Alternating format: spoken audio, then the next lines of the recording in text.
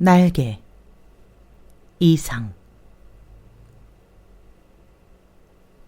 박제가 되어버린 천재를 아시오? 나는 유쾌하오. 이런 때 연애까지가 유쾌하오. 육신이 흐느적 하도록 피로했을 때만 정신이 은하처럼 막소. 니코틴이 내 회 빼앗는 뱃속으로 스미면 머릿속에 을에 백지가 준비되는 법이오. 그 위에다 나는 위트와 패러독스를 바둑 포석처럼 늘어놓소. 가증할 상식의 병이오. 나는 또 여인과 생활을 설계하오. 연애 기법에 마저 서먹서먹해진 지성의 극치를 흘낏 좀 들여다본 일이 있는, 말하자면 일종의 정신분일자 말이오. 이런 여인의 반, 그것은 온갖 것의 반이오. 만을 영수하는 생활을 설계한다는 말이오. 그런 생활 속에 한 발만 들여놓고 흡사 두 개의 태양처럼 마주 쳐다보면서 낄낄거리는 것이오. 나는 아마 어지간히 인생의 재행이 싱거워서 견딜 수가 없게쯤 되고 그만둔 모양이오. 굿바이. 굿바이. 그대는 이따금 그대가 제일 싫어하는 음식을 탐식하는 아이러니를 실천해보는 것도 좋을 것 같소. 위트와 패러독스와 그대 자신을 위조하는 것도 할 만한 일이오. 그대의 작품은 한 번도 본 일이 없는 기성품에 의하여 차라리 경편하고 고매하리다. 19세기는 될 수 있거든 봉쇄하여 버리오. 도스토옙스키 정신이란 자칫하면 낭비인 것 같소. 위고를 불란서의 빵 한 조각이라고는 누가 그랬는지 지연인 듯 싶소. 그러나 인생 혹은 그 모형에 있어서 디테일 때문에 속는다거나 해서야 되겠소? 화를 보지 마오. 부디 그대께 고하는 것이니. 테이프가 끊어지면 피가 나오. 생채기도 머지않아 완치될 줄 믿소. 굿바이. 감정은 어떤 포즈. 그 포즈의 소음한을 지적하는 것이 아닌지나 모르겠소. 그 포즈가 부동자세까지 고도화할 때 감정은 딱 공급을 정지합니다. 나는 내 비범한 발육을 회고하여 세상을 보는 안목을 규정하였소. 여왕봉과 미망인. 세상에 하고 많은 여인이 본질적으로 이미 미망인 아닌 이가 있으리까? 아니, 여인의 전부가 그 일상에 있어서 개개 미망인이라는 내 논리가 뜻밖에도 여성에 대한 모독이 되오. 굿바이. 그 33번지라는 것이 구조가 흡사 유각이라는 느낌이 없지 않다. 한 번지에 18가구가 쭉 어깨를 맞대고 늘어서서 창호가 똑같고 아궁이 모양이 똑같다. 게다가 각 가구에 사는 사람들이 송이 꽃과 같이 젊다. 해가 들지 않는다. 해가 드는 것을 그들이 모른 채 하는 까닭이다. 턱살 밑에다 철줄을 매고 얼룩진 이부자리를 널어 말린다는 핑계로 미닫이에 해가 드는 것을 막아버린다. 침침한 방 안에서 낮잠들을 잔다. 그들은 밤에는 잠을 자지 않나? 알 수 없다. 나는 밤이나 낮이나 잠만 자느라고 그런 것은 알 길이 없다. 33번지 18가구의 낮은 참 조용하다. 조용한 것은 낮뿐이다. 어둑어둑하면 그들은 이부자리를 걷어들인다. 전등불이 켜진 뒤에 18가구는 낮보다 훨씬 화려하다. 저물도록 미닫이 여닫는 소리가 잦다. 바빠진다. 여러 가지 냄새가 나기 시작한다. 비육 굽는 내, 탕고 돌았네, 뜨물네, 비눗네. 그러나 이런 것들보다도 그들의 문패가 제일로 고개를 끄덕이게 하는 것이다. 이 18가구를 대표하는 대문이라는 것이 일각이져서 외따로 떨어지기는 했으나 있다. 그러나 그것은 한 번도 다친 일이 없는 행길이나 마찬가지 대문인 것이다. 온갖 장사치들은 하루 가운데 어느 시간에라도 이 대문을 통하여 드나들 수가 있는 것이다. 이네들은 문간에서 두부를 사는 것이 아니라 미닫이만 열고 방에서 두부를 사는 것이다. 이렇게 생긴 33번지 대문에 그들 18가구의 문패를 몰아다 붙이는 것은 의미가 없다. 그들은 어느 사이엔가 각 미닫이 위 백인당이니 길상당이니 써붙인 한 곁에다 문패를 붙이는 풍속을 가져버렸다. 내 방 미닫이 위 한 곁에 칼표 딱지를 넷에다 낸 것만한 내 아내의 명함이 붙어있는 것도 이 풍속을 좇은 것이 아닐 수 없다. 나는 그러나 그들의 아무와도 놀지 않는다. 놀지 않을 뿐만 아니라 인사도 않는다. 나는 내 아내와 인사하는 외에 누구와도 인사하고 싶지 않았다. 내 아내 외에 다른 사람과 인사를 하거나 놀거나 하는 것은 내 아내 낯을 보아 좋지 않은 일인 것만 같이 생각이 들었기 때문이다. 나는 이만큼까지 내 아내를 소중히 생각한 것이다.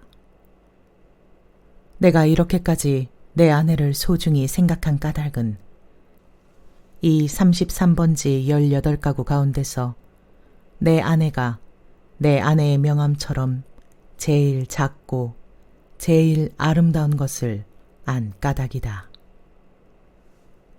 18가구의 각기 별러든 송이송이 꽃들 가운데서도 내 아내는 특히 아름다운 한떨기의 꽃으로 이 함석지붕 및 볕 안 드는 지역에서 어디까지든지 찬란하였다.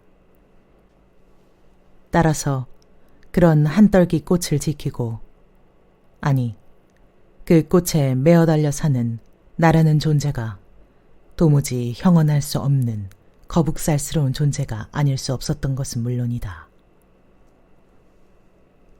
나는 어디까지든지 내 방이 집이 아니다. 집은 없다. 마음에 들었다. 방 안의 기운은 내 체온을 위하여 쾌적하였고 방 안의 침침한 정도가 또한 내 알력을 위하여 쾌적하였다.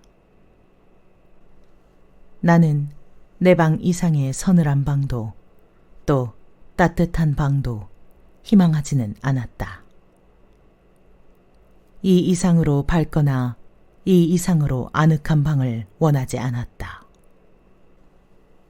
내 방은 나 하나를 위하여 요만한 정도를 꾸준히 지키는 것 같아 늘 내 방이 감사하였고 나는 또 이런 방을 위하여 이 세상에 태어난 것만 같아서 즐거웠다. 그러나 이것은 행복이라든가 불행이라든가 하는 것을 계산하는 것은 아니었다. 말하자면 나는 내가 행복되다고도 생각할 필요가 없었고 그렇다고 불행하다고도 생각할 필요가 없었다. 그냥 그날을 그저 까닭없이 펀둥펀둥 게으르고만 있으면 만사는 그만이었던 것이다. 내 몸과 마음에 옷처럼 잘 맞는 방 속에서 뒹굴면서 축 처져 있는 것은 행복이니 불행이니 하는 그런 세속적인 계산을 떠난 가장 편리하고 안일한, 말하자면 절대적인 상태인 것이다. 나는 이런 상태가 좋았다. 이 절대적인 내 방은 대문간에서 세어서 똑 7째 칸이다. 럭키 세븐의 뜻이 없지 않다. 나는 이 7이라는 숫자를 훈장처럼 사랑하였다. 이런 이 방이 가운데 장지로 말미암아 2칸으로 나뉘어 있었다는 그것이 내 운명의 상징이었던 것을 누가 알랴. 아랫방은 그래도 해가 든다. 아침결에 책보만한 해가 들었다가 오후에 손수건만해지면서 나가버린다. 해가 영영 들지 않는 윗방이, 즉 내 방인 것은 말할 것도 없다. 이렇게 볕 드는 방이 아내 해이요, 볕 안 드는 방이 내 해이요 하고 아내와 나 둘 중에 누가 정했는지 나는 기억하지 못한다. 그러나 나에게는 불평이 없다. 아내가 외출만 하면 나는 얼른 아랫방으로 와서 그 동쪽으로 난 들창을 열어놓고, 열어놓으면 들이비치는 볕살이 아내의 화장대를 비춰 가지각색 병들이 아롱이지면서 찬란하게 빛나고, 이렇게 빛나는 것을 보는 것은 다시 없는 내 오락이다. 나는 조그만 돋보기를 꺼내가지고 아내만이 사용하는 지리가미를 그슬려가면서 불장난을 하고 논다. 평행광선을 굴절시켜서 한 초점에 모아가지고 그 초점이 따끈따끈해지다가 마지막에는 종이를 그슬리기 시작하고 가느다란 연기를 내면서 드디어 구멍 뚫어놓는 데까지 이르고, 그 얼마 안 되는 동안의 초조한 맛이 죽고 싶을 만치 내게는 재미있었다. 이 장난이 실증이 나면 나는 또 아내의 손잡이 거울을 가지고 여러 가지로 논다. 거울이란 제 얼굴을 비출 때만 실용품이다. 그 외의 경우에는 도무지 장난감인 것이다. 이 장난도 곧 실증이 난다. 나의 유의심은 육체적인 데서 정신적인 데로 비약한다. 나는 거울을 내던지고 아내의 화장대 앞으로 가까이 가서 나란히 늘어놓인 그 가지각색의 화장품 병들을 들여다본다. 그것들은 세상의 무엇보다도 매력적이다. 나는 그 중에 하나만을 골라서 가만히 마개를 빼고 병 구멍을 내 코에 가져다 대고 숨죽이듯이 가벼운 호흡을 하여 본다. 이국적인 센슈얼한 향기가 폐로 스며들면 나는 저절로 스르르 감기는 내 눈을 느낀다. 확실히 아내의 채취의 파편이다. 나는 도로 병마개를 맞고 생각해 본다. 아내의 어느 부분에서 요 냄새가 났던가를. 그러나 그것은 분명치 않다. 왜? 아내의 채취는 여기 늘어섰는 가지각색 향기의 합계일 것이니까. 아내의 방은 늘 화려하였다. 내 방이 벽에 못한 게 꽂히지 않는 소박한 것인 반대로 아내 방에는 천장 밑으로 쫙 돌려 못이 박히고 못마다 화려한 아내의 치마와 저고리가 걸렸다. 여러 가지 무늬가 보기 좋다. 나는 그 여러 조각의 치마에서 늘 아내의 동체와 그 동체가 될 수 있는 여러 가지 포즈를 연상하고 연상하면서 내 마음은 늘 점잖지 못하다. 그렇건만 나에게는 옷이 없었다. 아내는 내게는 옷을 주지 않았다. 입고 있는 코르덴 양복 한 벌이 내 자리옷이었고 통상복과 나들이 옷을 겸한 것이었다. 그리고 하인에게 스웨터가 한 조각 사철을 통한 내 네이다. 그것들은 하나같이 다 빛이 검다. 그것은 내 짐작 같아서는, 즉 빨래를 될 수 있는 데까지 하지 않아도 보기 싫지 않도록 하기 위한 것이 아닌가 한다. 나는 허리와 두 가랑이 세 군데 다 고무밴드가 끼어있는 부드러운 사루맞다를 입고 그리고 아무 소리 없이 잘 놀았다. 어느덧 손수건만해졌던 볕이 나갔는데 아내는 외출해서 돌아오지 않는다. 나는 요만 일해도 좀 피곤하였고 또 아내가 돌아오기 전에 내 방으로 가 있어야 될 것을 생각하고 그만 내 방으로 건너간다. 내 방은 침침하다. 나는 이불을 뒤집어 쓰고 낮잠을 잔다. 한 번도 거둔 일이 없는 내 이부자리는 내 몸뚱이의 일부분처럼 내게는 참 반갑다. 잠은 잘 오는 적도 있다. 그러나 또 전신이 까칫까칫하면서 영 잠이 오지 않는 적도 있다. 그런 때는 아무 제목으로나 제목을 하나 골라서 연구하였다. 나는 내 좀 축축한 이불 속에서 참 여러 가지 발명도 하였고 논문도 많이 썼다. 시도 많이 지었다. 그러나 그것들은 내가 잠이 드는 것과 동시에 내 방에 담겨서 철철 넘치는 그 흐느흐느한 공기에 다 비누처럼 풀어져서 온데간데가 없고 한참 자고 깬 나는 속이 무명 헝겊이나 메밀 껍질로 띵띵 찬 한 덩어리 베개와도 같은 한 벌 신경이었을 뿐이고 하였다. 그러기에 나는 빈대가 무엇보다도 싫었다. 그러나 내 방에서는 겨울에도 몇 마리씩의 빈대가 끊이지 않고 나왔다. 내게는 근심이 있었다면 오직 이 빈대를 미워하는 근심일 것이다. 나는 빈대에게 물려서 가려운 자리를 피가 나도록 긁었다. 쓰라리다. 그것은 그윽한 쾌감에 틀림없었다. 나는 혼곤히 잠이 든다. 나는 그러나 그런 이불 속의 사색 생활에서도 적극적인 것을 궁리하는 법이 없다. 내게는 그럴 필요가 대체 없었다.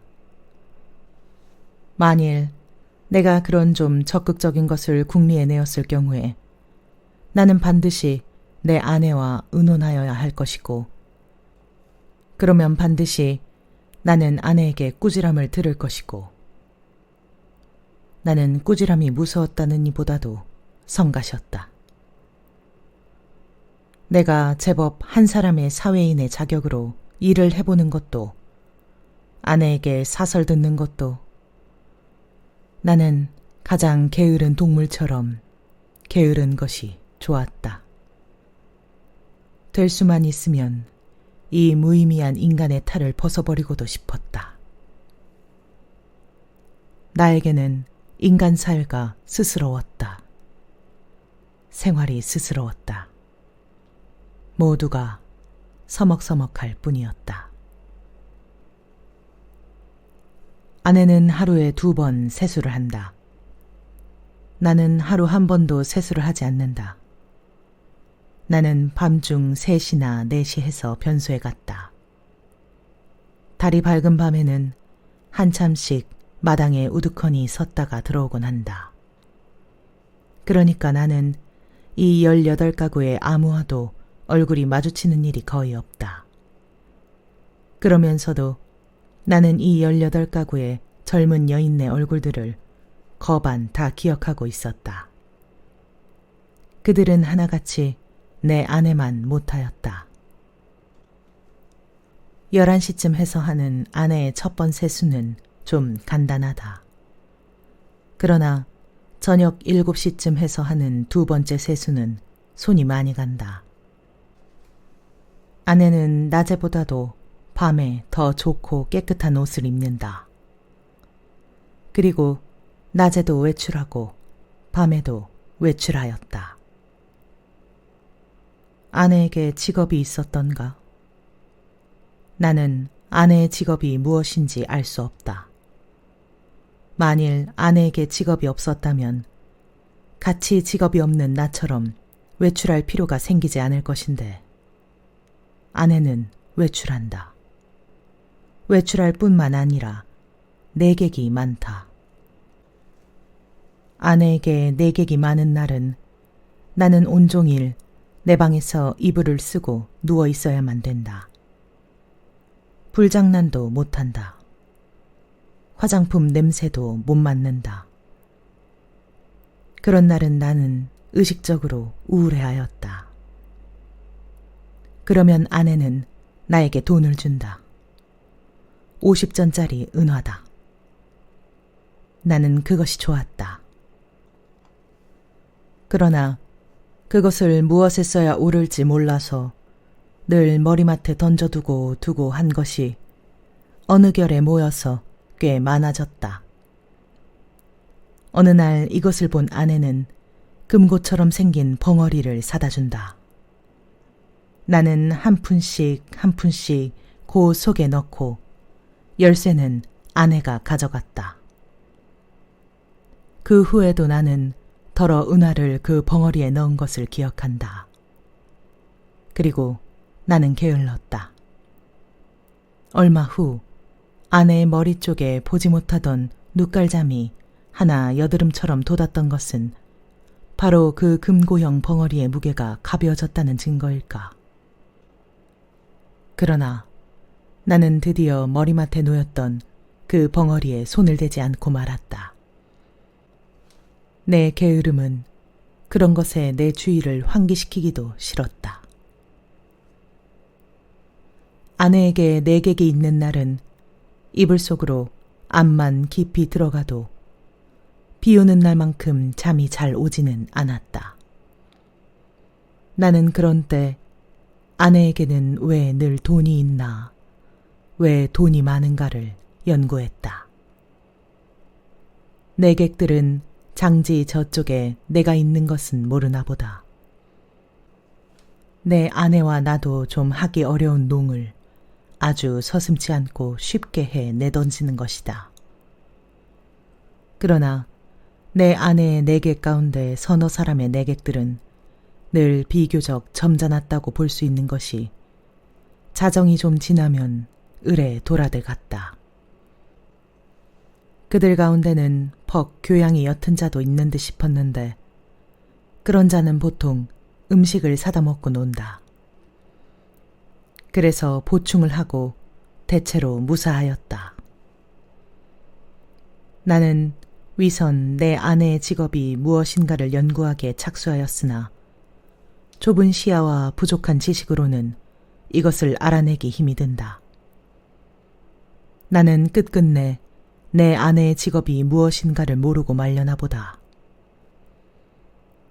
아내는 늘 진솔 버섯만 신었다. 아내는 밥도 지었다. 아내가 밥 짓는 것을 나는 한 번도 구경한 일은 없으나 언제든지 끼니 때면 내 방으로 내 조석밥을 날라다 주는 것이다. 우리 집에는 나와 내 아내 외에 다른 사람은 아무도 없다. 이 밥은 분명히 아내가 손수 지었음에 틀림없다. 그러나 아내는 한 번도 나를 자기 방으로 부른 일이 없다. 나는 늘 윗방에서 나 혼자서 밥을 먹고 잠을 잤다. 밥은 너무 맛이 없었다. 반찬이 너무 엉성하였다. 나는 닭이나 강아지처럼 말없이 주는 모이를 넙죽넙죽 받아먹기는 했으나 내심 야속하게 생각한 적도 더러 없지 않다. 나는 안색이 여지없이 창백해가면서 말라들어갔다. 나날이 눈에 보이듯이 기운이 줄어들었다. 영양 부족으로 하여 몸뚱이 곳곳이 뼈가 불쑥불쑥 내어 밀었다. 하룻밤 사이에도 수십 차를 돌쳐눕지 않고는 여기저기가 배겨서 나는 배겨낼 수가 없었다. 그렇기 때문에 나는 내 이불 속에서 아내가 늘 흔히 쓸 수 있는 저 돈의 출처를 탐색해보는 일변, 장지 틈으로 새어나오는 아랫방의 음식은 무엇일까를 간단히 연구하였다. 나는 잠이 잘 안 왔다. 깨달았다. 아내가 쓰는 돈은 내게는 다만 실없는 사람들로밖에 보이지 않는 까닭모를 내객들이 놓고 가는 것에 틀림없으리라는 것을 나는 깨달았다. 그러나 왜 그들 내객은 돈을 놓고 가나? 왜 내 아내는 그 돈을 받아야 되나? 하는 예의관념이 내게는 도무지 알 수 없는 것이었다. 그것은 그저 예의에 지나지 않는 것일까? 그렇지 않으면 혹 무슨 대가일까? 보수일까? 내 아내가 그들의 눈에는 동정을 받아야만 할 가엾은 인물로 보였던가? 이런 것들을 생각하노라면 으레 내 머리는 그냥 혼란하여 버리고 하였다. 잠들기 전에 획득했다는 결론이 오직 불쾌하다는 것뿐이었으면서도 나는 그런 것을 아내에게 물어보거나 한 일이 참 한 번도 없다. 그것은 대체 귀찮기도 하려니와 한잠 자고 일어나는 나는 사뭇 딴 사람처럼 이것도 저것도 다 깨끗이 잊어버리고 그만두는 까닭이다. 내객들이 돌아가고 혹 밤 외출해서 돌아오고 하면 아내는 경편한 것으로 옷을 바꾸어 입고 내 방으로 나를 찾아온다. 그리고 이불을 들치고 내 귀에는 영 생동생동한 몇 마디 말로 나를 위로하려 든다. 나는 조소도 고소도 홍소도 아닌 웃음을 얼굴에 띠고 아내의 아름다운 얼굴을 쳐다본다. 아내는 방글에 웃는다. 그러나 그 얼굴에 떠도는 일말의 애수를 나는 놓치지 않는다. 아내는 능히 내가 배고파하는 것을 눈치챌 것이다. 그러나 아랫방에서 먹고 남은 음식을 나에게 주려들지는 않는다. 그것은 어디까지든지 나를 존경하는 마음일 것임에 틀림없다. 나는 배가 고프면서도 저기 마음이 든든한 것을 좋아했다. 아내가 무엇이라고 짓거리고 갔는지 귀에 남아있을 리가 없다. 다만 내 머리맡에 아내가 놓고 간 은화가 전등불에 흐릿하게 빛나고 있을 뿐이다. 고 금고형 벙어리 속에 고 은화가 얼만큼이나 모였을까? 나는 그러나 그것을 쳐들어보지 않았다. 그저 아무런 의욕도 기원도 없이 그 단추구멍처럼 생긴 틈바구니로 은하를 들여들여둘 뿐이었다. 왜 아내의 내객들이 아내에게 돈을 놓고 가나 하는 것이 풀 수 없는 의문인 것 같이 왜 아내는 나에게 돈을 놓고 가나 하는 것도 역시 나에게는 똑같이 풀 수 없는 의문이었다.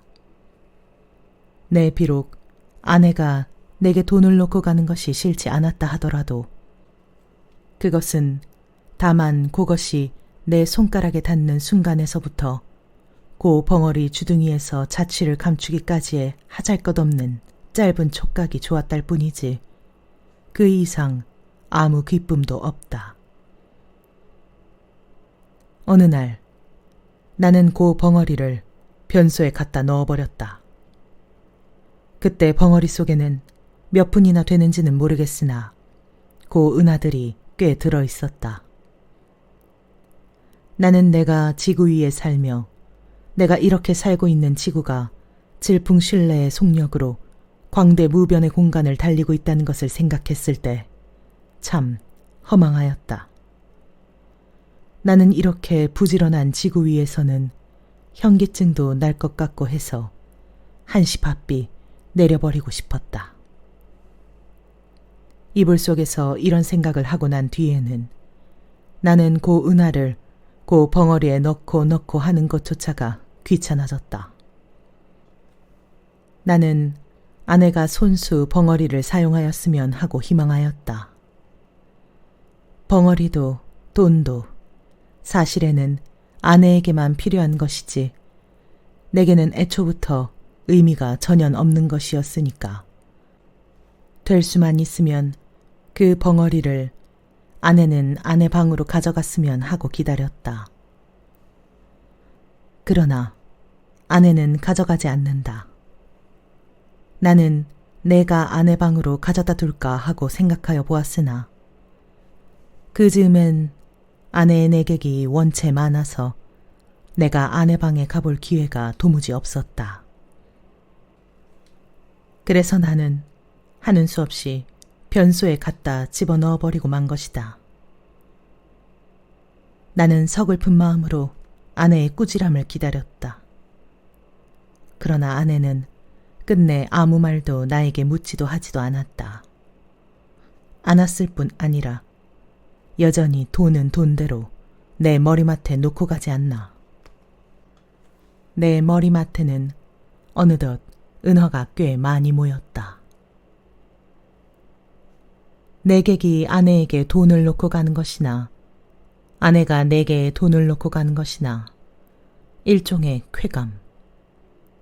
그 외에 다른 아무런 이유도 없는 것이 아닐까 하는 것을 나는 또 이불 속에서 연구하기 시작하였다.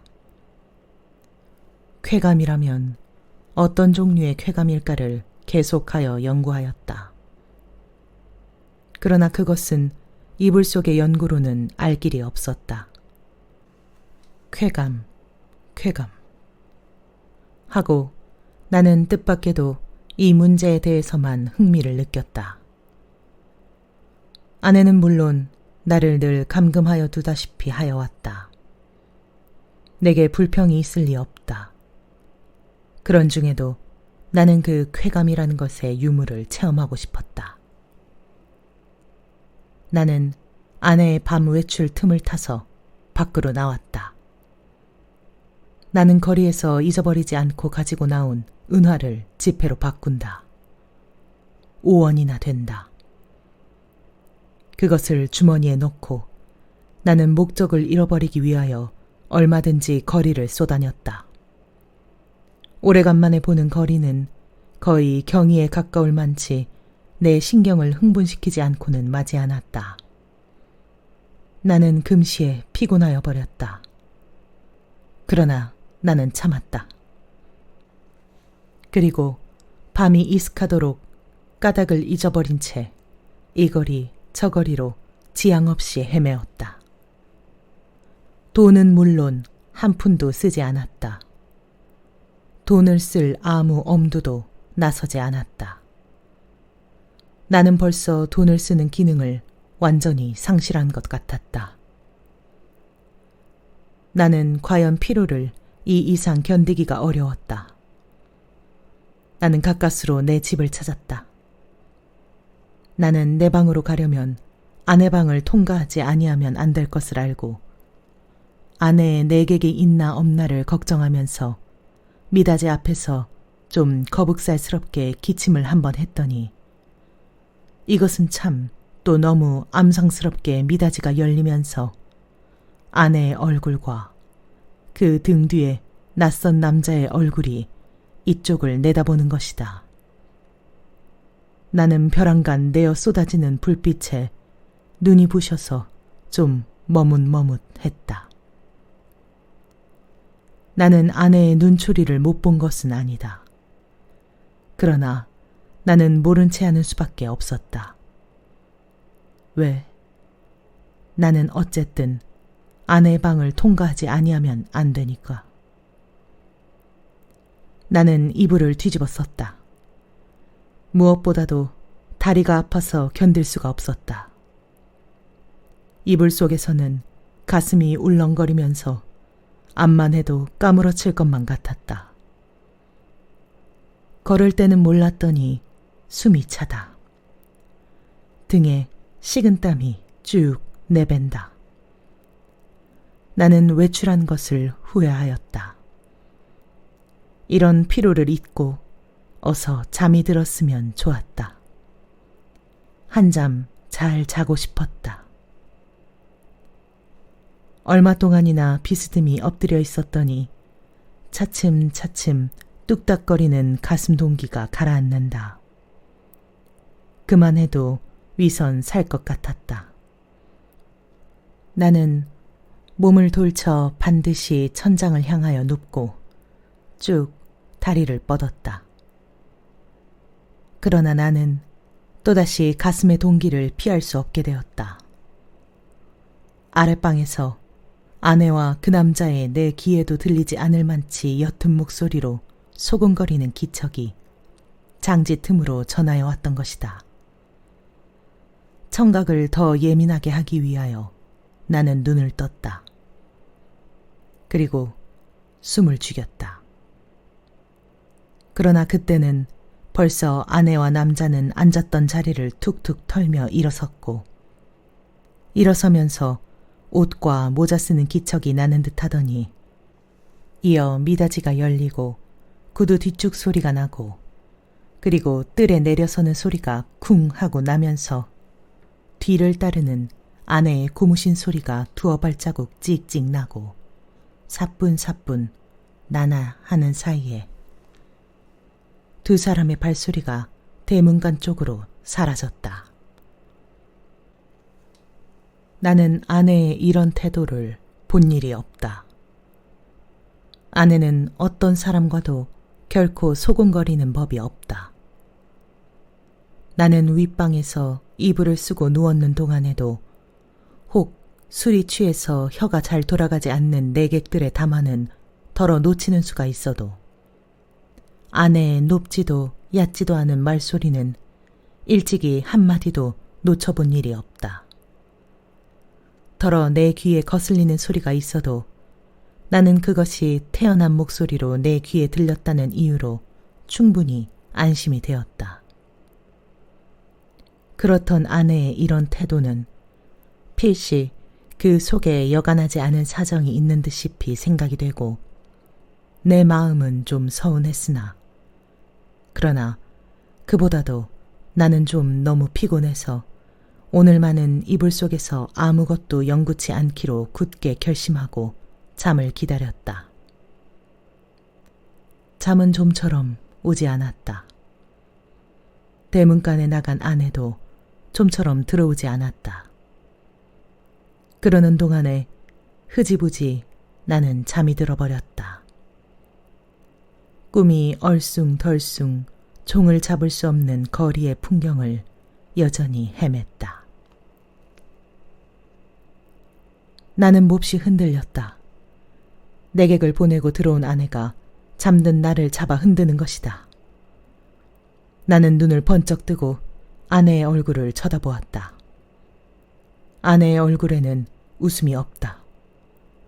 나는 좀 눈을 비비고 아내의 얼굴을 자세히 보았다.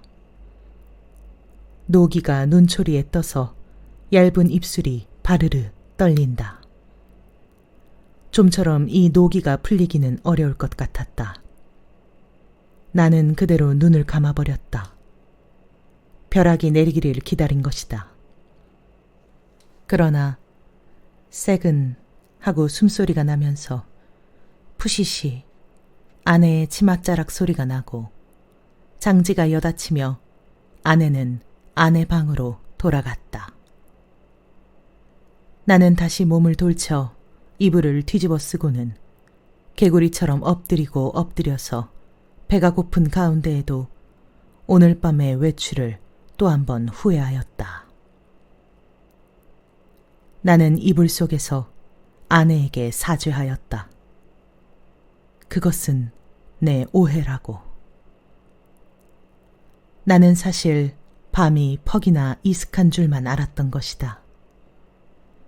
그것이 내 말 맞다나 자정 전인 줄은 나는 정말이지 꿈에도 몰랐다. 나는 너무 피곤하였었다. 오래간만에 나는 너무 많이 걸은 것이 잘못이다. 내 잘못이라면 잘못은 그것밖에는 없다. 외출은 왜 하였더냐고. 나는 그 머리맡에 저절로 모인 5원 돈을 아무에게라도 좋으니 주어보고 싶었던 것이다. 그뿐이다. 그러나 그것도 내 잘못이라면 나는 그렇게 알겠다. 나는 후회하고 있지 않나. 내가 그 5원 돈을 써버릴 수가 있었던들 나는 자정 안에 집에 돌아올 수 없었을 것이다. 그러나 거리는 너무 복잡하였고 사람은 너무도 들끓었다. 나는 어느 사람을 붙들고 그 5원 돈을 내어주어야 할지 갈피를 잡을 수가 없었다. 그러는 동안에 나는 여지없이 피곤해버리고 말았던 것이다. 나는 무엇보다도 좀 쉬고 싶었다. 눕고 싶었다. 그래서 나는 하는 수 없이 집으로 돌아온 것이다. 내 짐작 같아서는 밤이 어지간히 늦은 줄만 알았는데 그것이 불행히도 자정 전이었다는 것은 참 안 된 일이다. 미안한 일이다. 나는 얼마든지 사죄하여도 좋다. 그러나 종시 아내의 오해를 풀지 못하였다 하면 내가 이렇게까지 사죄하는 보람은 그럼 어디 있나. 한심하였다. 1시간 동안을 나는 이렇게 초조하게 굴지 않으면 안 되었다. 나는 이불을 획 젖혀버리고 일어나서 장지를 열고 아내 방으로 비칠비칠 달려갔던 것이다. 내게는 거의 의식이라는 것이 없었다. 나는 아내 이불 위에 엎드러지면서 바지 포켓 속에서 그 돈 5원을 꺼내 아내 손에 쥐어준 것을 간신히 기억할 뿐이다. 이튿날 잠이 깨었을 때 나는 내 아내 방 아내 이불 속에 있었다. 이것이 이 33번지에서 살기 시작한 이래 내가 아내 방에서 잔 맨 처음이었다. 해가 들창에 훨씬 높았는데 아내는 이미 외출하고 벌써 내 곁에 있지는 않다. 아니, 아내는 어쩌녁 내가 의식을 잃은 동안에 외출한 것인지도 모른다. 그러나 나는 그런 것을 조사하고 싶지 않았다. 다만 전신이 찌뿌드드한 것이 손가락 하나 꼼짝할 힘조차 없었다. 책보보다 좀 작은 면적의 볕이 눈이 부시다. 그 속에서 수없는 먼지가 흡사 미생물처럼 난무한다. 코가 꽉 막히는 것 같다. 나는 다시 눈을 감고 이불을 푹 뒤집어 쓰고 낮잠을 자기에 착수하였다. 그러나 코를 스치는 아내의 채취는 꽤 도발적이었다. 나는 몸을 여러 번 비비꼬면서 아내 화장대에 늘어선 고 가지각색 화장품 병들과 고 병들이 마개를 뽑았을 때 풍기던 냄새를 더듬느라고 좀처럼 잠은 들지 않는 것을 나는 어찌하는 수도 없었다. 견디다 못하여 나는 그만 이불을 걷어차고 벌떡 일어나서 내 방으로 갔다. 내 방에는 다 식어 빠진 내 끼니가 가지런히 놓여 있는 것이다. 아내는 내 모이를 여기다 주고 나간 것이다. 나는 위선 배가 고팠다. 한 숟갈을 입에 떠넣었을 때 그 촉감은 참 너무도 냉여와 같이 싸늘하였다. 나는 숟갈을 놓고 내 이불 속으로 들어갔다. 하룻밤을 비워때린 내 이부자리는 여전히 반갑게 나를 맞아준다. 나는 내 이불을 뒤집어 쓰고 이번에는 참 늘어지게 한잠 잤다. 잘. 내가 잠을 깬 것은 전등이 켜진 뒤다. 그러나 아내는 아직도 돌아오지 않았나 보다. 아니, 들어왔다 또 나갔는지도 알 수 없다. 그러나 그런 것을 삼고하여 무엇하나. 정신이 한결 난다. 나는 지난밤 일을 생각해 보았다. 그 돈 5원을 아내 손에 쥐어주고 넘어졌을 때 느낄 수 있었던 쾌감을 나는 무엇이라고 설명할 수가 없었다. 그러나 내 객들이 내 아내에게 돈 놓고 가는 심리며 내 아내가 내게 돈 놓고 가는 심리의 비밀을 나는 알아낸 것 같아서 여간 즐거운 것이 아니다. 나는 속으로 빙그레 웃어보았다. 이런 것을 모르고 오늘까지 지내온 내 자신이 어떻게 우스꽝스러워 보이는지 몰랐다. 나는 어깨춤이 났다. 따라서 나는 또 오늘 밤에도 외출하고 싶었다. 그러나 돈이 없다. 나는 어쩌녁에 그 돈 5원을 한꺼번에 아내에게 주어버린 것을 후회하였다. 또 그 벙어리를 변소에 갖다 쳐넣어버린 것도 후회하였다.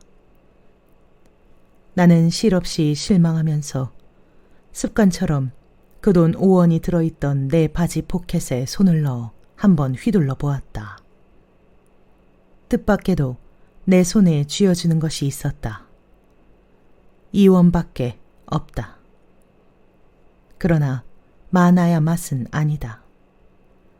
얼마가 아니고 있으면 된다. 나는 그만한 것이 여간 고마운 것이 아니었다. 나는 기운을 얻었다. 나는 그 단벌 다 떨어진 코르덴 양복을 걸치고 배고픈 것도 주제사 나온 것도 다 잊어버리고 활갯짓을 하면서 또 거리로 나섰다. 나서면서 나는 제발 시간이 화살닿듯해서 자정이 어서 획 지나버렸으면 하고 조바심을 태웠다. 아내에게 돈을 주고 아내 방에서 자보는 것은 어디까지든지 좋았지만 만일 잘못해서 자정 전에 집에 들어갔다가 아내의 눈총을 맞는 것은 그것은 여간 무서운 일이 아니었다. 나는 저물도록 길가 시계를 들여다보고 하면서 또 지향 없이 거리를 방황하였다. 그러나 이날은 좀처럼 피곤하지는 않았다. 다만 시간이 좀 너무 더디게 가는 것만 같아서 안타까웠다. 경성역 시계가 확실히 자정이 지난 것을 본 뒤에 나는 집을 향하였다. 그날은 그 일각 대문에서 아내와 아내의 남자가 이야기하고 섰는 것을 만났다. 나는 모른 채 하고 두 사람 곁을 지나서 내 방으로 들어갔다. 뒤이어 아내도 들어왔다. 와서는 이 밤중에 평생 안 하던 쓰레질을 하는 것이다. 조금 있다가 아내가 눕는 기척을 엿듣자마자 나는 또 장지를 열고 아내 방으로 가서 그 돈 2원을 아내 손에 덥석 쥐어주고 그리고 하여간 그 2원을 오늘 밤에도 쓰지 않고 도로 가져온 것이 참 이상하다는 듯이 아내는 내 얼굴을 몇 번이고 엿보고, 아내는 드디어 아무 말도 없이 나를 자기 방에 재워주었다. 나는 이 기쁨을 세상의 무엇과도 바꾸고 싶지는 않았다. 나는 편히 잘 잤다.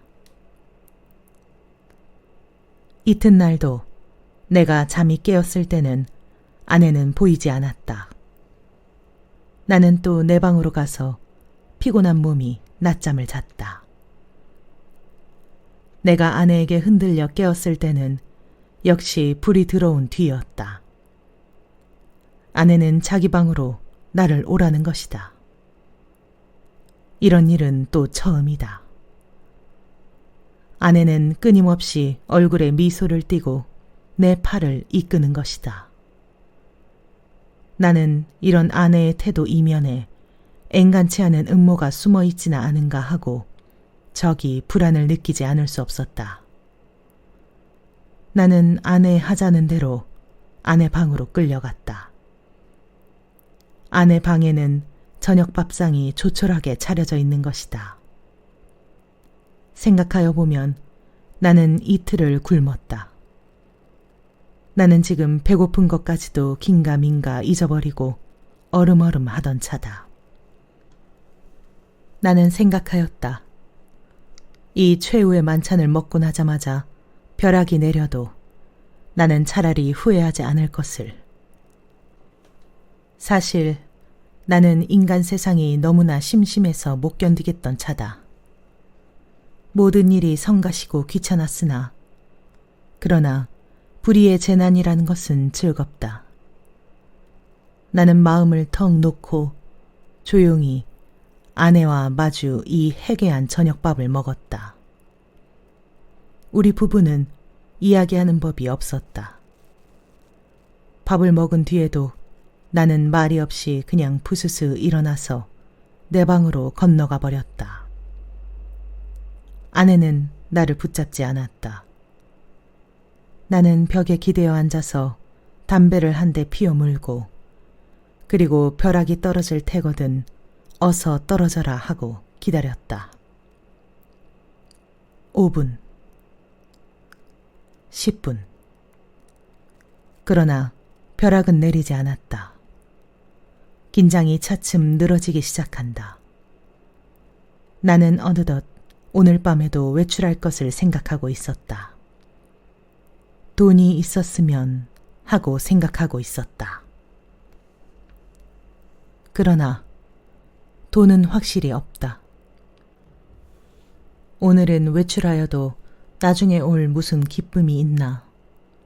나는 앞이 그냥 아뜩하였다. 나는 화가 나서 이불을 뒤집어 쓰고 이리 뒹굴 저리 뒹굴 굴렀다. 금시 먹은 밥이 목으로 자꾸 치밀어 올라온다. 메스꺼웠다. 하늘에서 얼마라도 좋으니 왜 지폐가 소낙비처럼 퍼붓지 않나. 그것이 그저 한없이 야속하고 슬펐다. 나는 이렇게밖에 돈을 구하는 아무런 방법도 알지는 못했다. 나는 이불 속에서 좀 울었나 보다. 돈이 왜 없냐면서. 그랬더니 아내가 또 내 방해를 왔다. 나는 깜짝 놀라 아마 인제서야 벼락이 내리려나 보다 하고 숨을 죽이고 두꺼비 모양으로 엎드려 있었다. 그러나 떨어진 입을 새어나오는 아내의 말소리는 참 부드러웠다. 정다웠다. 아내는 내가 왜 우는지를 안다는 것이다. 돈이 없어서 그러는 게 아니냔다. 나는 실없이 깜짝 놀랐다. 어떻게 저렇게 사람의 속을 환하게 들여다보는가 해서 나는 한편으로 슬그머니 겁도 안 나는 것은 아니었으나 저렇게 말하는 것을 보면 아마 내게 돈을 줄 생각이 있나 보다. 만일 그렇다면 오죽이나 좋은 일일까. 나는 이불 속에 뚫뚫 말린 채 고개도 들지 않고 아내의 다음 거동을 기다리고 있으니까 예쏘 하고 내 머리맡에 내려뜨리는 것은 그 가뿐한 음향으로 보아 지폐에 틀림없었다. 그리고 내 귀에다 대고 오늘일랑 어제보다도 좀 더 늦게 들어와도 좋다고 속삭이는 것이다. 그것은 어렵지 않다. 위선 그 돈이 무엇보다도 고맙고 반가웠다. 어쨌든 나섰다. 나는 좀 야맹증이다. 그래서 될 수 있는 대로 밝은 거리로 골라서 돌아다니기로 했다. 그러고는 경성역 1, 2등 대합실 한곁 티룸회를 들렸다. 그것은 내게는 큰 발견이었다. 거기는 위선 아무도 아는 사람이 안 온다. 설사 왔다가도 곧들 가니까 좋다. 나는 날마다 여기 와서 시간을 보내리라 속으로 생각하여 두었다. 제일 여기 시계가 어느 시계보다도 정확하리라는 것이 좋았다. 섣불리 서투른 시계를 보고 그것을 믿고 시간 전에 집에 돌아갔다가 큰 코를 다쳐서는 안 된다. 나는 한 박스에 아무것도 없는 것과 마주 앉아서 잘 끓은 커피를 마셨다. 총총한 가운데 여객들은 그래도 한 잔 커피가 즐거운가 보다. 얼른 마시고 뭘 좀 생각하는 것 같이 담벼락도 좀 쳐다보고 하다가 곧 나가버린다. 서글프다. 그러나 내게는 이 서글픈 분위기가 거리의 티룸들의 그 거추장스러운 분위기보다는 절실하고 마음에 들었다. 이따금 들리는 날카로운 혹은 우렁찬 기적 소리가 모차르트보다도 더 가깝다. 나는 메뉴에 적힌 몇 가지 안 되는 음식 이름을 치읽고 내리읽고 여러 번 읽었다. 그것들은 아물아물한 것이 어딘가 내 어렸을 때 동무들 이름과 비슷한 데가 있었다. 거기서 얼마나 내가 오래 앉았는지 정신이 오락가락하는 중에 객이 슬며시 뜸해지면서 이 구석 저 구석 걷어치우기 시작하는 것을 보면 아마 다들 시간이 된 모양이다. 11시가 좀 지났구나. 여기도 결코 내 안주의 곳은 아니구나. 어디 가서 자정을 넘길까? 두루 걱정을 하면서 나는 밖으로 나섰다. 비가 온다. 빗발이 제법 굵은 것이 우비도 우산도 없는 나 고생을 시킬 작정이다. 그렇다고 이런 괴이한 풍모를 차리고 이홀에서 어물어물 하는 수는 없고 에이, 비를 맞으면 맞았지 하고 나는 그냥 나서버렸다. 대단히 선선해서 견딜 수가 없다. 코르된 옷이 젖기 시작하더니 나중에는 속속들이 스며들면서 치근거린다. 비를 맞아가면서라도 견딜 수 있는 데까지 거리를 돌아다녀서 시간을 보내려 하였으나 이제는 선선해서 이 이상은 더 견딜 수가 없다. 오한이 자꾸 일어나면서 이가 딱딱 맞부딪는다. 나는 걸음을 제치면서 생각하였다. 오늘 같은 굳은 날도 아내에게 내객이 있으려고 없겠지 하는 생각이 드는 것이다. 집으로 가야겠다. 아내에게 불행히 내객이 있거든 내 사정을 하리라. 사정을 하면 이렇게 비가 오는 것을 눈으로 보고 알아주겠지. 불이 나게 와보니까 그러나 아내에게는 내객이 있었다. 나는 그만 너무 춥고 척척해서 어떨김에 노크하는 것을 잊었다. 그래서 나는 보면 아내가 좀 덜 좋아할 것을 그만 보고 말았다. 나는 간발자국 같은 발자국을 내면서 덤벙덤벙 아내 방을 디디고 그리고 내 방으로 가서 쭉 빠진 옷을 활활 벗어버리고 이불을 뒤썼다. 덜덜덜덜 떨린다. 오한이 점점 더 심해 들어온다. 여전 땅이 꺼져 들어가는 것만 같았다. 나는 그만 의식을 잃어버리고 말았다. 이튿날 내가 눈을 떴을 때 아내는 내 머리맡에 앉아서 제법 근심스러운 얼굴이다. 나는 감기가 들었다. 여전히 으시시 춥고 또 골치가 아프고 입에 군침이 도는 것이 쓸쓸하면서 다리 팔이 척 늘어져서 노곤하다. 아내는 내 머리를 쓱 짚어보더니 약을 먹어야지 한다. 아내 손이 이마에 선뜩한 것을 보면 신열이 어지간한 모양인데 약을 먹는다면 해열제를 먹어야지 하고 속생각을 하자니까 아내는 따뜻한 물에 하얀 정제약 4개를 준다. 이것을 먹고 한 잠 푹 자곤 하면 괜찮다는 것이다. 나는 널름 받아 먹었다. 쌉싸름한 것이 짐작 같아서는 아마 아스피린인가 싶다.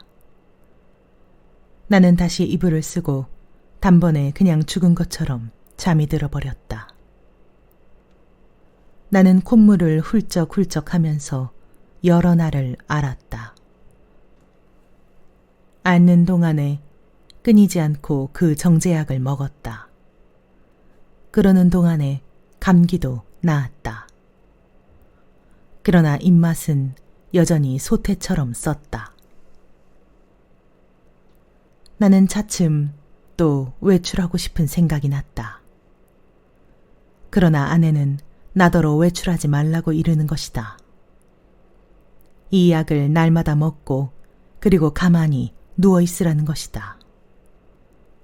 공연히 외출을 하다가 이렇게 감기가 들어서 저를 고생을 시키는 게 아니냔다. 그도 그렇다. 그럼 외출을 하지 않겠다고 맹서하고 그 약을 연복하여 몸을 좀 보해보리라고 나는 생각하였다. 나는 날마다 이불을 뒤집어 쓰고 밤이나 낮이나 잤다. 유난스럽게 밤이나 낮이나 졸려서 견딜 수가 없는 것이다. 나는 이렇게 잠이 자꾸만 오는 것은 내가 몸이 훨씬 튼튼해진 증거라고 굳게 믿었다. 나는 아마 한 달이나 이렇게 지냈나 보다. 내 머리와 수염이 좀 너무 자라서 후투해서 견딜 수가 없어서 내 거울을 좀 보리라고 아내가 외출한 틈을 타서 나는 아내 방으로 가서 아내의 화장대 앞에 앉아 보았다. 상당하다. 수염과 머리가 참 산란하였다. 오늘은 이발을 좀 하리라 생각하고 겸사겸사 그 화장품 병들 마개를 뽑고 이것저것 맡아보았다. 한동안 잊어버렸던 향기 가운데서는 몸이 베베 꼬일 것 같은 채취가 전해 나왔다. 나는 아내의 이름을 속으로만 한번 불러보았다. 연심이 하고 오래간만에 돋보기 장난도 하였다. 거울 장난도 하였다. 창에 든 볕이 여간 따뜻한 것이 아니었다. 생각하면 5월이 아니냐. 나는 커다랗게 기지개를 한번 펴보고 아내 베개를 내려 베고 벌떡 자빠져서는 이렇게도 편안하고 즐거운 세월을 하느님께 흠씬 자랑하여 주고 싶었다. 나는 참 세상에 아무것과도 교섭을 가지지 않는다. 하느님도 아마 나를 칭찬할 수도 처벌할 수도 없는 것 같다. 그러나 다음 순간 실로 세상에도 이상스러운 것이 눈에 띄었다. 그것은 최면약 아달린 갑이었다. 나는 그것을 아내의 화장대 밑에서 발견하고 그것이 흡사 아스피린처럼 생겼다고 느꼈다. 나는 그것을 열어보았다. 뚝 4개가 비었다. 나는 오늘 아침에 4개의 아스피린을 먹은 것을 기억하고 있었다. 나는 잤다. 어제도, 그제도, 그그제도. 나는 졸려서 견딜 수가 없었다. 나는 감기가 다 나았는데도 아내는 내게 아스피린을 주었다. 내가 잠이 든 동안에 이웃에 불이 난 일이 있다. 그때에도 나는 자느라고 몰랐다. 이렇게 나는 잤다. 나는 아스피린으로 알고 그럼 1달 동안을 두고 아달린을 먹어온 것이다. 이것은 좀 너무 심하다. 벼랑간 아뜩하더니 하마터면 나는 까무러칠 뻔하였다. 나는 그 아달린을 주머니에 넣고 집을 나섰다. 그리고 산을 찾아 올라갔다. 인간 세상에 아무것도 보기가 싫었던 것이다. 걸으면서 나는 아무쪼록 아내에 관계되는 일은 일절 생각하지 않도록 노력하였다. 길에서 까무러치기 쉬우니까다. 나는 어디라도 양지가 바른 자리를 하나 골라서 자리를 잡아가지고 서서히 아내에 관하여서 연구할 작정이었다. 나는 길가의 돌창, 핀 구경도 못한 진 개나리꽃, 종달새, 돌멩이도 새끼를 까는 이야기, 이런 것만 생각하였다. 다행히 길가에서 나는 졸도하지 않았다. 거기는 벤치가 있었다. 나는 거기 정좌하고 그리고 그 아스피린과 아달린에 관하여 연구하였다. 그러나 머리가 도무지 혼란하여 생각이 체계를 이루지 않는다. 단 5분이 못 가서 나는 그만 귀찮은 생각이 번쩍 들면서 심술이 났다.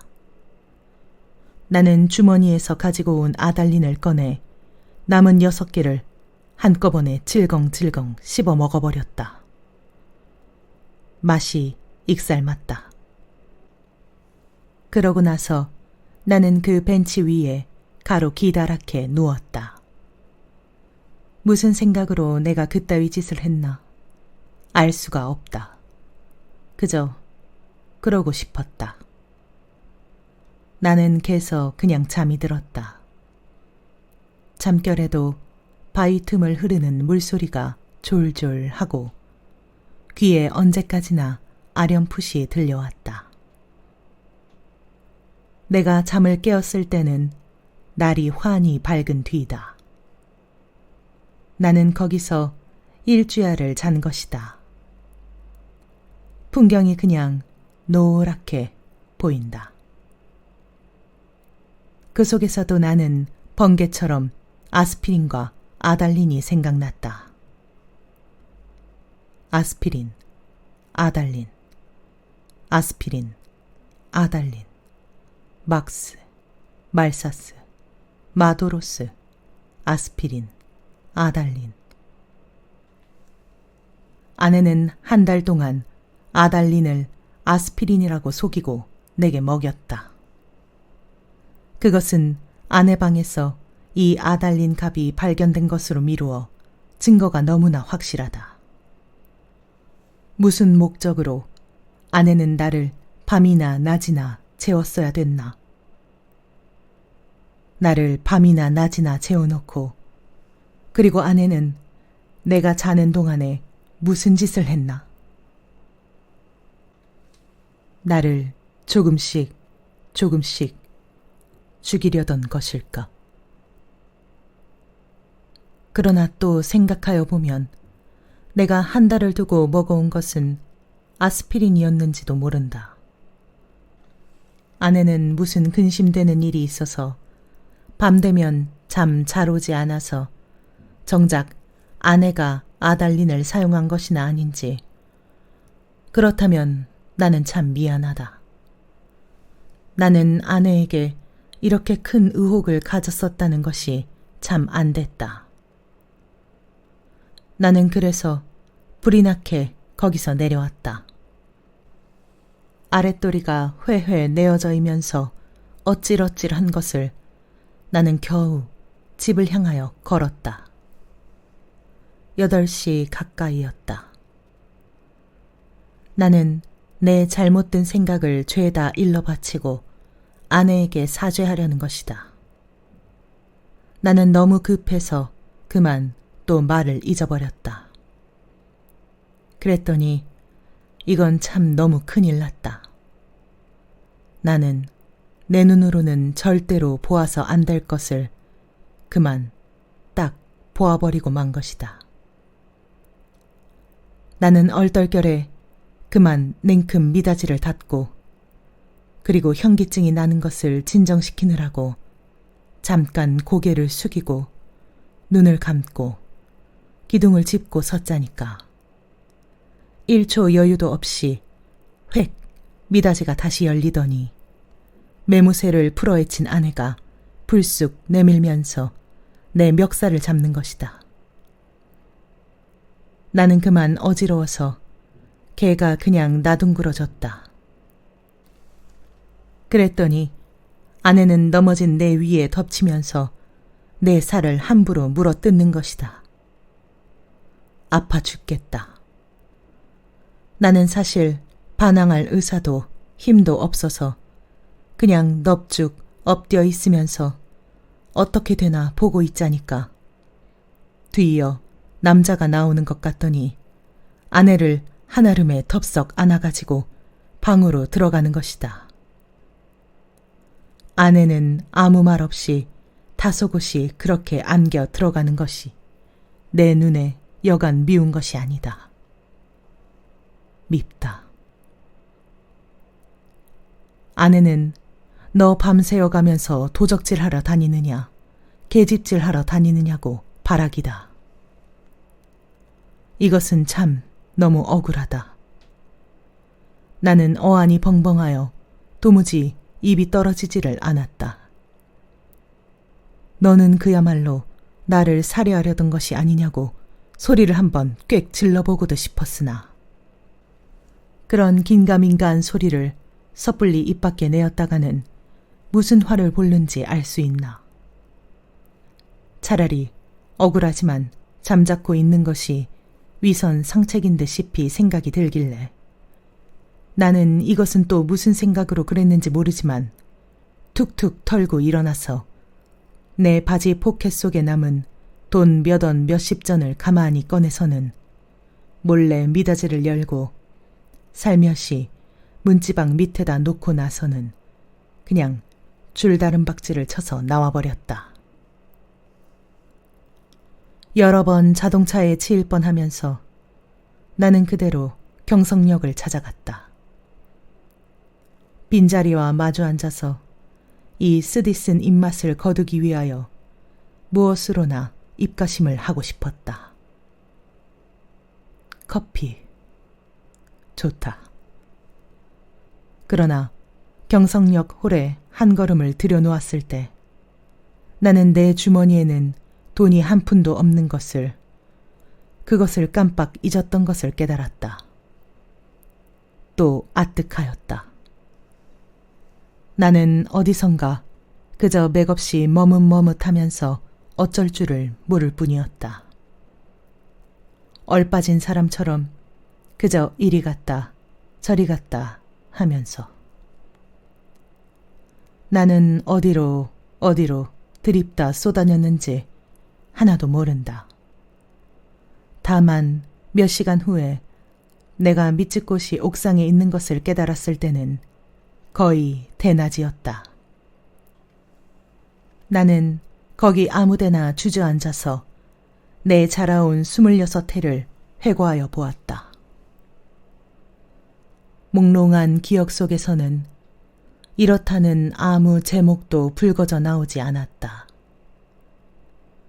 나는 또 내 자신에게 물어보았다. 너는 인생에 무슨 욕심이 있느냐고. 그러나 있다고도 없다고도 그런 대답은 하기가 싫었다. 나는 거의 나 자신의 존재를 인식하기조차도 어려웠다. 허리를 굽혀서 나는 그저 금붕어나 들여다보고 있었다. 금붕어는 참 잘들 생겼다. 작은 놈은 작은 놈대로, 큰 놈은 큰 놈대로 다 싱싱하니 보기 좋았다. 내리비치는 5월 햇살에 금붕어들은 그릇 바탕에 그림자를 내려뜨렸다. 지느러미는 하늘하늘 손수건을 흔드는 흉내를 낸다. 나는 이 지느러미 수요를 세어보기도 하면서 굽힌 허리를 좀처럼 펴지 않았다. 등허리가 따뜻하다. 나는 또 회탁의 거리를 내려다보았다. 거기서는 피곤한 생활이 똑 금붕어 지느러미처럼 흐느흐느 허비적거렸다. 눈에 보이지 않는 끈적끈적한 줄에 엉켜서 헤어나지들을 못한다. 나는 피로와 공복 때문에 무너져 들어가는 몸뚱이를 끌고 그 회탁의 거리 속으로 섞여 들어가지 않는 수도 없다 생각하였다. 나서서 나는 또 문득 생각하여 보았다. 이 발길이 지금 어디로 향하여 가는 것인가를. 그때 내 눈앞에는 아내의 모가지가 벼락처럼 내려 떨어졌다. 아스피린과 아달린. 우리들은 서로 오해하고 있느니라. 설마 아내가 아스피린 대신에 아달린의 정량을 나에게 먹여왔을까? 나는 그것을 믿을 수는 없다. 아내가 대체 그럴 까닭이 없을 것이니. 그러면 나는 날밤을 새우면서 도적질을 계집질을 하였나? 정말이지 아니다. 우리 부부는 숙명적으로 발이 맞지 않는 절름발이인 것이다. 나나 아내나 제 거동에 로직을 붙일 필요는 없다. 변해할 필요도 없다. 사실은 사실대로, 오해는 오해대로. 그저 끝없이 발을 절뚝거리면서 세상을 걸어가면 되는 것이다. 그렇지 않을까? 그러나 나는 이 발길이 아내에게로 돌아가야 옳은가, 이것만은 분간하기가 좀 어려웠다. 가야 하나? 그럼 어디로 가나? 이때 뚜 하고 사이렌이 울었다. 사람들은 모두 내 활개를 펴고 닭처럼 푸더덕거리는 것 같고 온갖 유리와 강철과 대리석과 지폐와 잉크가 부글부글 끓고 수선을 떨고 하는 것 같은 찰나. 그야말로 현란을 극한 정오다. 나는 불현듯이 겨드랑이가 가렵다. 아하, 그것은 내 인공의 날개가 돋았던 자국이다. 오늘은 없는 이 날개. 머릿속에서는 희망과 야심에 말소된 페이지가 딕셔너리 넘어가듯 번뜩였다. 나는 걷던 걸음을 멈추고 그리고 어디 한번 이렇게 외쳐보고 싶었다. 날개야, 다시 돋아라. 날자, 날자, 날자. 한 번만 더 날 잡구나. 한 번만 더 날아보자꾸나.